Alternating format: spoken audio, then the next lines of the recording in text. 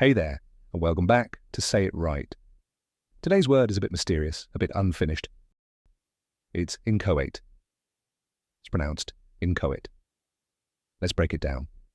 In, like the word in. Ko rhymes with go. Just like it. Now say it with me, in-cho-ate. One more time, in-cho-ate. Great. In-cho-ate means something that's just begun, not fully formed or developed yet. For example, her ideas were still in-cho-ate, but full of potential. Spelling tip, it may look tricky, but just remember it starts with in and ends with ate. Now you can say and use in-cho-ate with confidence, like subscribe, and share with your fellow word lovers. See you next time on Say It Right. Take care.